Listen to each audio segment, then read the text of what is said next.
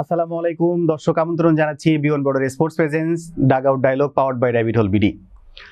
BPL নিয়ে আমাদের special আয়োজন বিপিএল টিম অ্যানালাইসিসে আপনাদেরকে স্বাগত জানাচ্ছি। আমি হাসান আল বান্না।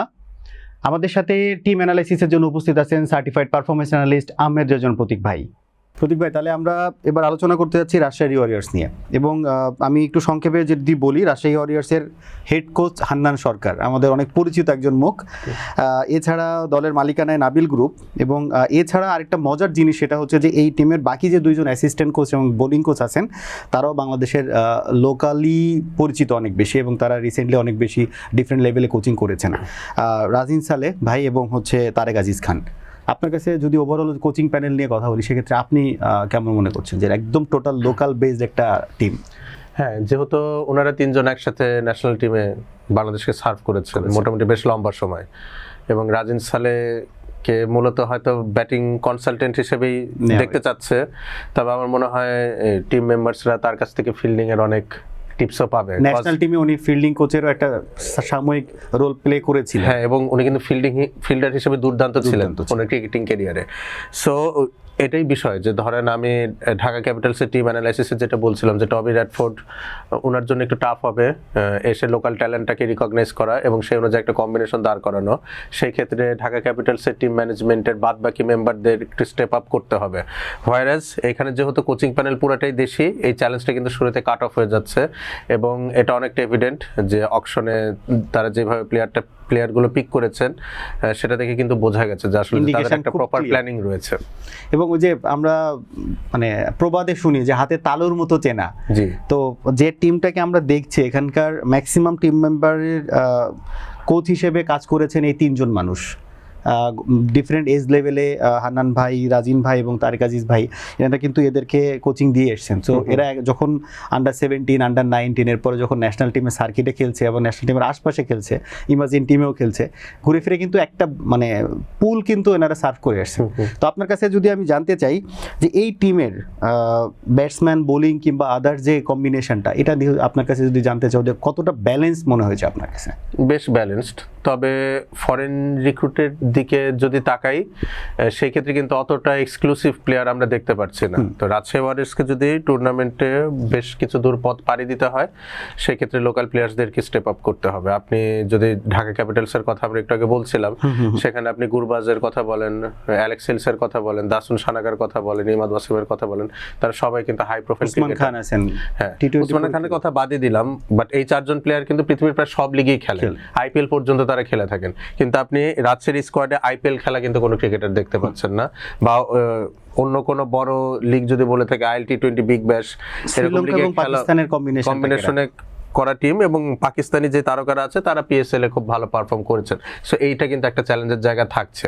বিষয়টা কেমন হবে আমি বলি, রাজশাহী ওয়ারিয়র্স টুর্নামেন্টের শুরুতে বেশ ভালো করবে, কজ অন্যান্য টিমের ফরেন রিক্রুট ফুললি অ্যাভেলেবল হবে না এবং অ্যাভেলেবলও থাকবে না। কিন্তু যখন আপনি প্লে অফে যাবেন তখন কিন্তু সবাই তাদের বেস্ট স্কোয়াডটা নিয়ে আসবে।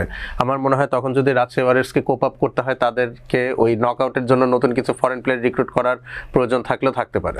কারণ আমরা যেটা দেখছিলাম যে মোটামুটি 5 জনের ফরেন রিক্রুট এখনো পর্যন্ত আমরা যেটা জানি। সো এই 5 জনকে ঘুরে ফিরে 4 জনকে খেলানো, কারণ বিপিএল এর নিয়ম অনুসারে 4 জনকে কিন্তু ফরেন প্লেয়ার খেলানো যায়। সো মানে এখানেও কিন্তু আমরা যেটা বলি না যে রোলিং করার একটা ব্যাপার থাকে, এরাও কিন্তু কম্বিনেশনটা করার। সো আপনার কাছে সংক্ষেপে জানতে চাওয়া যে কি ফ্যাক্টর কারা হতে পারে এই টিমের জন্য? নাজমুল হোসেন শান্ত, উনি তো আসলে T20 দল থেকে বাদ পড়েছেন, তো ওনার কিন্তু একটা শাউট থাকবে ন্যাশনাল টিমের প্রতি, একটা বার্তা দেওয়ার যে উনি এই ফরম্যাটে অ্যাভেলেবেল রয়েছেন বা উনি প্রস্তুত। তো নাজমুল হোসেন শান্তর জন্য অনেক বড় একটা tournament, plus he is from Rajshahi এবং রাজশাহীকে উনি ক্যাপ্টেন্সি করছেন। সো একটা ইমোশনের জায়গাও থাকে, একটা দায়বদ্ধতার বিষয় থাকে। তো আমার মনে হয় এবং ফ্র্যাঞ্চাইজি ক্রিকেট কিন্তু এটাই হওয়া উচিত, অ্যাটলিস্ট প্রত্যেকটা টিমে সেই এরিয়া থেকে বিলং করে এমন একজন স্টার প্লেয়ার যেন ইনক্লুডেড থাকে। তাতে হয় কি যে একটা কমিটমেন্টের ইস্যু থাকে এবং মানুষের যে আকর্ষণটা Connect সেটা করে। কিন্তু থাকে। তো নাজমুল হোসেন শান্তর জন্য এটা অনেক বড় একটা আসর হতে যাচ্ছে, প্লাস তানজিদ হাসান তামিম উনি এক্স ফ্যাক্টর হবেন রাজশাহী ওয়ারিয়র্সের জন্য। যেই ম্যাচগুলোতে আপনি দেখবেন তানজিদ হাসান তামিম মোটামুটি ব্রিস্ক একটা স্টার্ট পাবেন, সেই ক্ষেত্রে রাজশাহী ওয়ারিয়র্স ম্যাচটা তাদের নিজেদের করে নিতে পারবেন। Sahibzada Farhan quality batter, but BPL এ উইকেটগুলো কেমন অ্যাপেয়ার করবে এটা বলা মুশকিল, এবং উনি পিএসএল এ দুর্দান্ত পারফর্ম করেছেন, পাকিস্তান টিমে নিজেকে স্ট্যাবলিশ করার চেষ্টা করছেন, বাট বিদেশে একটা লিগে এসে শুরুতেই উনি খুব ভালো পারফর্ম করবেন এটা আমি ধরে নিচ্ছি না।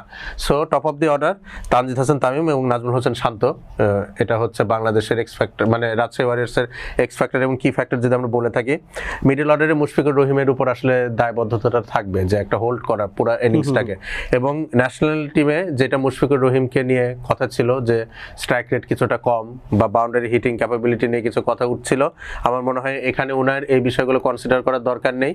জাস্ট একটা অ্যাঙ্কার রোল যদি মুশফিকুর রহিম প্লে করতে পারেন 60 to 70% অফ দ্য 120 স্ট্রাইক রেটে যেটা আমরা ক্যারি করি, 100 to 120, কারণ আপনি দেখবেন অনেক ম্যাচে আপনার টার্গেট থাকছে 140, 45, 50 এরকম, সেই ক্ষেত্রে রানে বল 30 বা 40ও কিন্তু বেশ আপনার কার্যকর হবে। তো মুশফিকুর রহিমের এই জায়গায় রোলটা স্পেসিফিক থাকবে। মিডল অর্ডারের গুরুদায়িত্ব থাকবে মোহাম্মদ নওয়াজের উপরে। মোহাম্মদ নওয়াজ বল হাতে 4টা ওভার আপনাকে করে দিবে, লেফট আর্ম অর্থোডক্স বোলার, এবং ব্যাট হাতে লোয়ার ডাউন দি অর্ডার যদি কিছু রান প্রয়োজন হয় সেক্ষেত্রে আপনার মোহাম্মদ নওয়াজ থাকবে, পাশাপাশি আকবর আলীর একটা ক্রুশাল রোল প্লে করার রয়েছে। ইয়াসির আলী চৌধুরী রাব্বি গতবার কিন্তু দুর্বার রাজশাহীর হয়ে বেশ ভালো পারফর্ম করেছেন, তো আমার মনে হয় এই জায়গাটাতে আকবর আলীর একটা ভালো প্রতিদ্বন্দ্বী হতে পারেন ইয়াসির আলী চৌধুরী রাব্বি, কিন্তু উনি না, আকবর আলী এবং ইয়াসির আলী চৌধুরী রাব্বি দুজনেই রাইজিং স্টার এশিয়া কাপে খুবই দুর্দান্তভাবে ফ্লপ ছিলেন, দুর্দান্তভাবে ফ্লপ যাকে বলি আর কি, মানে মানুষ সফল থাকে তারা দুইজন, মানে একজনকে ছাপিয়ে আরেকজনের বিফলতাটা এবং আকবর আলী প্রকাশ করে, মানে নিজের ব্যক্তিগত পারফরম্যান্স তার ক্যাপ্টেন্সিতেও ইমপ্যাক্ট ফেলেছে আমরা যারা লাস্টের দিকে দেখেছি। তো এখানে হয়তো যেহেতু নাজমুল হোসেন শান্তর কাঁধে মানে ক্যাপ্টেন্সির আর্মব্যান্ডটা থাকবে, সো আকবর আলী নিজেকে একটু ফ্রিলি এক্সপ্লোর করতে পারবেন। এস এম মেহরাব হোসেন দুর্দান্ত একজন অলরাউন্ডার, রাইজিং স্টার এশিয়া কাপে ভালো খেলেছেন, এবং তানজিম হাসান সাকিব, আমার মনে হয় এই বিপিএলটা তানজিম হাসান সাকিব নিজেকে অলরাউন্ডার হিসেবে প্রমাণ করার একটা মঞ্চ হিসেবে পেয়ে থাকবেন, এবং সেই ক্ষেত্রে তার জন্য আদর্শ হবে নাম্বার 7-এ যদি টিম ম্যানেজমেন্ট তাকে ব্যাট করে, কারণ একজন ট্রু অলরাউন্ডার আমরা তাকে বলি যারা কিছুটা উপরে ব্যাটিং করে স্বাচ্ছন্দ্য বোধ করেন। রাজশাহীর ক্ষেত্রে আরেকটা এক্স ফ্যাক্টর হতে পারে দুশান হেমান্তা, এবং বাংলাদেশি তরুণ leg spinner Wasi Siddiqui. Foreign রিক্রুটের ক্যালকুলেশন মাথায় এনে যদি দুশান হেমান্তাকে খেলানো হয় সেক্ষেত্রে ওয়াসি সিদ্দিকী সুযোগ পাচ্ছেন না, কজ দুজন লেগ স্পিনার আমরা কেউ অ্যাকুমুলেট করি না, কিন্তু যদি 4 জন বিদেশি খেলানোর মানে হিসাবে দুশান হেমান্তাকে আমাদের এক্সক্লুড করতে হয় সেক্ষেত্রে ওয়াসি সিদ্দিকী খুব ভালো একটা রিপ্লেসমেন্ট হতে পারেন। এর পাশাপাশি আপনার ফাস্ট বোলিং অ্যাটাকে বিনুরা ফার্নান্ডো রয়েছেন, জাহানদাদ খান রয়েছেন ফরেন রিক্রুট, এবং বাংলাদেশের নতুন সেন্সেশন রিপন মন্ডল, আমার মনে হয় উনি অটোমেটিক চয়েস থাকবেন, এবং ডেথ ওভার্সে বোলিং এর দায়িত্ব আমি বলতে পারি যে বিনুরা ফার্নান্ডো এবং রিপন মন্ডলের কাঁধে থাকবে। তো আপনি দেখেন স্কোয়াডটা, এটা মানে মোটামুটি যদি বেস্ট 11 এর কথা যদি আপনার কাছে বেস্ট পসিবল 11 মনে হয়, বেস্ট পসিবল 11 এর কথায় যদি আসে তাহলে সবার শুরুতে আনডাউটেডলি সাহেবজাদা ফারহান এবং তানজিদ হাসান তামিম, তারা দুজন ওপেন করবেন, এবং এখানে ব্যাকআপ ওপেনার হিসেবে থাকবেন জিশান আলম। জিশান আলমকে আমি মানে মেইন 11-এ দেখছি না, কজ রাইজিং স্টার এশিয়া কাপে ওনার পারফরমেন্স খুব একটা ভালো আমরা দেখিনি। নাম্বার 3-তে নাজমুল হোসেন শান্তকে দেখতে চাইবো, নাম্বার 4-এ মুশফিকুর রহিম, নাম্বার 5-এ মোহাম্মদ নওয়াজ, নাম্বার 6-এ ইদার আকবর আলী বা ইয়াসির আলী চৌধুরী রাব্বি, আবার নাম্বার 7-এ আপনি মেহরাব হোসেনকে খেলাতে পারেন, বা তানজিম হাসান সাকিবকে যদি আমরা প্রপার ব্যাটিং চান্সটা দিতে চাই সেক্ষেত্রে তানজিম হাসান সাকিবকে হয়তো খেলাতে পারে team management. Number 8-এ Dusan Hemantha, এবং নাম্বার 9-এ এই জায়গাটা টিম ম্যানেজমেন্টকে সিদ্ধান্ত নিতে হবে, বিনুরা ফার্নান্ডো এবং জাহানদাদ খান দুজনই কিন্তু লেফট আর্ম ফাস্ট বোলার।